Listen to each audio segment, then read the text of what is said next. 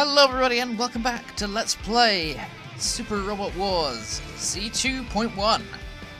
In the last part we began the game by having our main character here, Crowe, get in a robot. Now we're going to be having a look at this robot and at Crowe himself now, I guess, because yeah. So this game has in fact had a menu patch released for it, which translates some things. Basically, just the basic things, you know, the menu stuff, the names of pilot skills and stats and things like that, and robot skills and weapon names as well. Unfortunately, it didn't translate the objectives, but this objective is fairly simple. To win, we destroy all the units, all enemies. We lose if Crowe dies, or basically if we lose a unit. Now you see this, that third box is the SR point requirement, and the SR point is basically this game's version of the generation break or the challenge mission from SD Gundam. They're bonus objectives that you want to try to complete. And that, if you get enough, then you, well, actually, I don't think there is I don't think there's a bonus for getting enough SR points in Z2.1. I'll just have a look. See, one second, everybody. Hey, no, there's no advantage or disadvantage of getting all of the SR points, aside from the fact that that how many SR points you get sets your game's difficulty level. You'll see it in the under the menu that I've got open right now. You'll see the word normal next to mod. That shows that the game is currently in normal mode, which means that the enemies are have normal strength, and there aren't going to be that many of them. The more SR points you get, the higher the difficulty level is set up to, well, up to hard mode as opposed to normal or easy mode. So if I were to miss the SR point for this chapter, I'd be set on either normal or easy. But if I get the SR point in this chapter, I'll be set on hard. Now, I'm going to be going for all the SR points that I can get, because this game is really easy if you don't go for the SR points. Like, ridiculously easy, usually. Like, this entire series is really easy if you don't bother going for the SR points. So, I'm doing that. Now, the SR point for this mission is destroy all enemies within 3 turns. Now, that's not too bad. Certainly not. Certainly wouldn't be too bad if even if these were. Sorry. Yeah. Certainly wouldn't be too bad if these are the only enemies we're going to face. Now let's have a look at the unit and the character. So Crowe always starts with the skills Support Attack level 2, Coop Attack, and High Luck. Now what do these do? You ask. If you press Select, you get to see.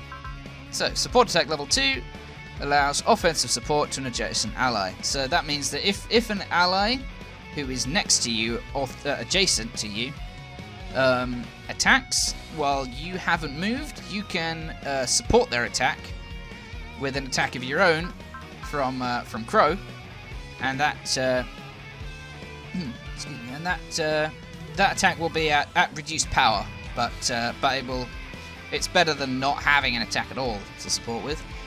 And Co-op Attack automatically triggers critical hits on support attacks.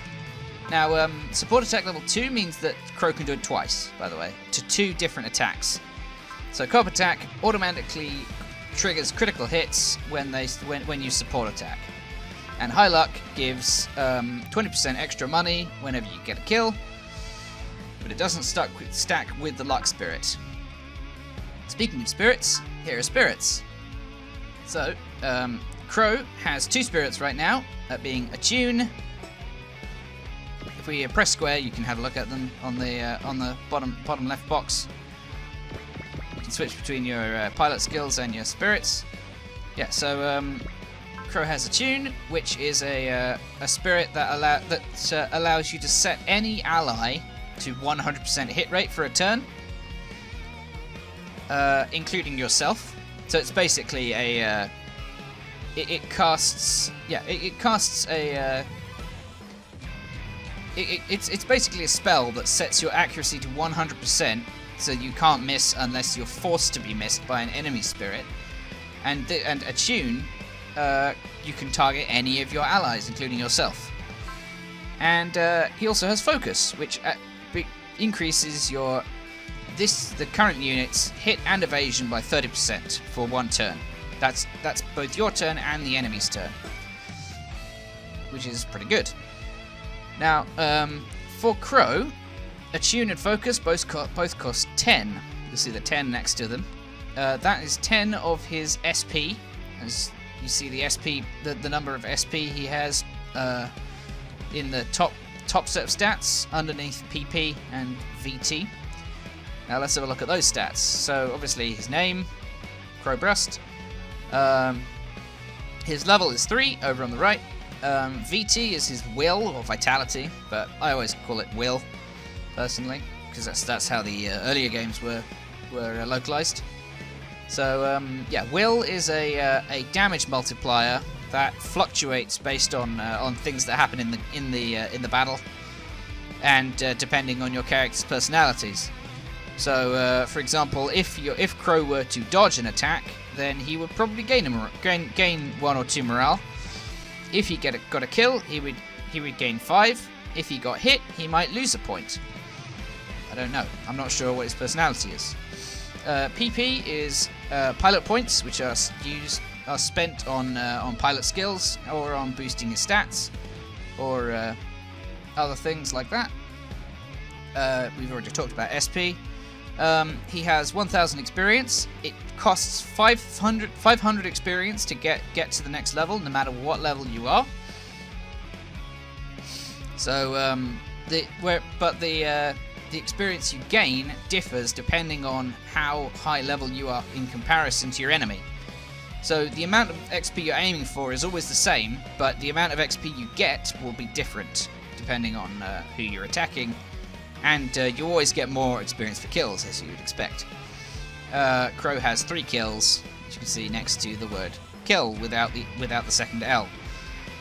The stats below there are melee, are starting from the top left, going down. Melee, range, skill, defense, evade, and hit. They affect what you would expect them to, aside from skill, which is used to determine critical hit chance and affects critical hit chance, and also affects the chance of certain pilot skills activating. Below that, you've got terrain affinities. Now, Crowe's terrain affinities are all A, which means that he is completely average on all terrains. So these terrains are air, land, water, and sea. From the water and space. Sorry, from the left to the right. So yeah, Crowe is alright wherever you put him. And below that is the ace bonus. That is a special bonus that every pilot gets once they hit 70 kills. That's going to take a while to get for anybody on our team. Yeah. And on top of that, you also get an automatic +5 will to start out once you've hit your ace at 70 kills as well. So now let's look at the robot. The robot also has a lot of fair few stats. It's got 4,800 HP, 130 energy. These are resources to be spent, as you'd expect. It has 1,100 defense, or 1,100 defense or armor, 95 mobility, and 140 hit. And those do what you expect. They reduce damage, give you evasion, and increase your accuracy, respectively. The Brasta here, the Blaster, has an A rank in all 4 terrain affinities as well. In all 4 terrains as well. It has 6 movement, and it is the air and land type. As you can see, the A and the L. Speaking of, if you look at the on this overview screen over on the bottom left, you see the affinities, the lower affinity will always overwrite a higher one. So if Crowe were to have a C in the water, for example, that would average out to a B on the water. If Crowe were to have an S in the water, however, but the robot still had an A, the Brasta still had an A, that would also be an A. So unless you're significantly better or worse than your robot, or vice versa, you're not going to change their affinity except for the worse. Their terrain affinity. And now we've got our two weapons, the Bunker Breaker and the AX-55 Eagle Shot. So the Bunker Breaker is a melee weapon, as you can see by the icon on the left. It hasn't got a type. It hasn't got a special type. It's got one variable, which is P. I'll talk about it in a second. It has 2700 power and 1 to 3 range. It has a hit of plus 20 and a crit ratio of plus 5. Whereas the Eagle Shot has slightly higher power at 2800, slightly longer range at 1 to 4, but slightly lower hit at plus 15. And if we look at the box on the bottom, the Bunker Breaker costs 15 energy, is the number next to the EN, with the brackets showing the maximum. Whereas the Eagle Shot has 10 shots, it has 10 ammo. Neither of these weapons require will, as otherwise you'd be able to see it next to the VT. Neither of them require a special skill to use, otherwise you'd see it next to skill. And none of them have special effects. And both of them have A's in all of the terrains. So that was unit stats. We did a lot of talking there. So let's don't do that. Let's just get on with doing an actual fight, shall we? Let's hang on. Let's go to fly. Let's just head down here and shoot at a guy, shall we? Show off the animations. Oh, and the fact that you can, by selecting SP down here or pressing square, you can cast spirits from the battle menu. You can't do it in the enemy phase though. So if we cast focus here, now we can see the Brasta has 100 accuracy, whereas before it had about 90, and the Axio over here with its rocket launcher has 12% accuracy, whereas previously it had 42. So let's get on with this by showing off our new robot, shall we? That's Crowe talking. And so this is the Eagle Shot, which is a basic set of shots there. That's 2900 damage.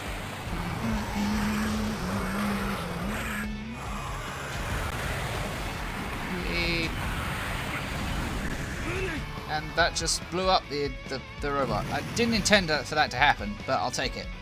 So this is the end of the battle screen. You'll see in the top right, you'll see that Crowe now has 4 kills, the blue number next to the score. He gained 160 XP, 4 PP, and 3168 cash. That'll be because of his 20% extra money. Didn't gain a level because we didn't get 500 XP, but that's okay. So let's have these guys come up to us, shall we? So now we get to have a look at our Bunker Breaker weapon. You'll notice this guy has slightly higher accuracy, and that's because he isn't using the rocket launcher, he's using this machine gun instead, which is slightly higher accuracy.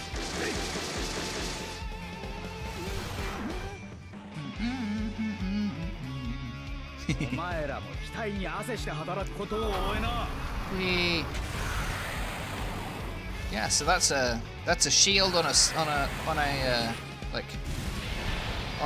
wire there with a razor edge on it. Nice. I like that attack. That's quite nice. Bye bye, WLF terrorist. Bye bye. And now you're just going to come up because you can't reach me.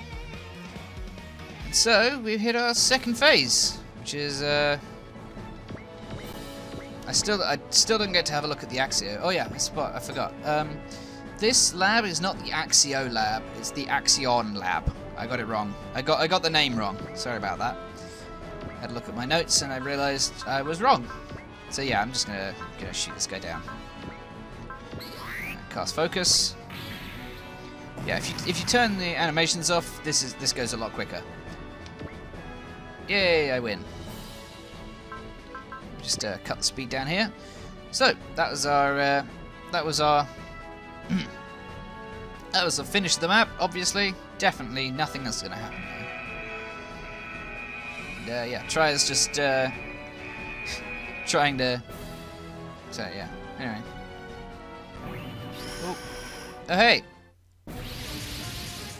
we got some demons here coming through a dimensional quake.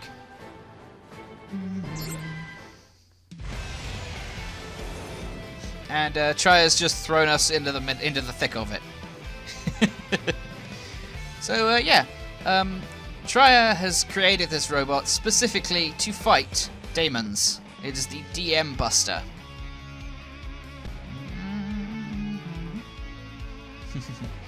And so Crowe is here agreeing to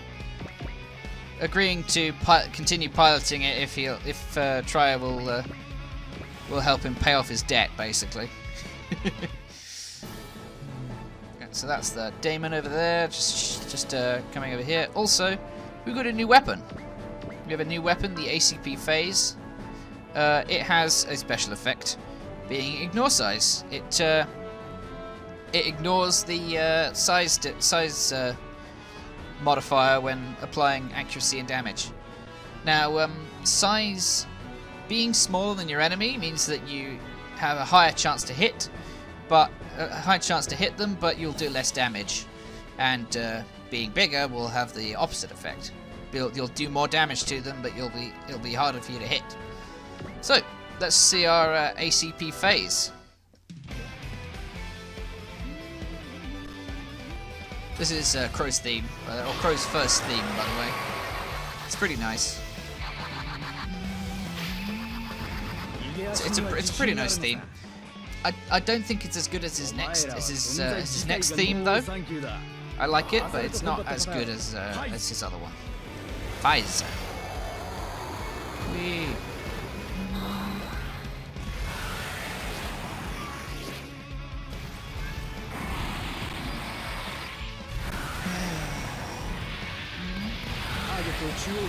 This animation is pretty slow.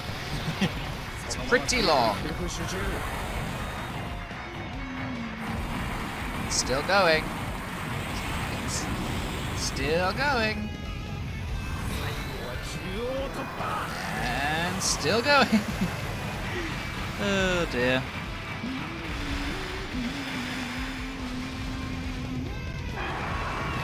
That is, however, a dead Damon.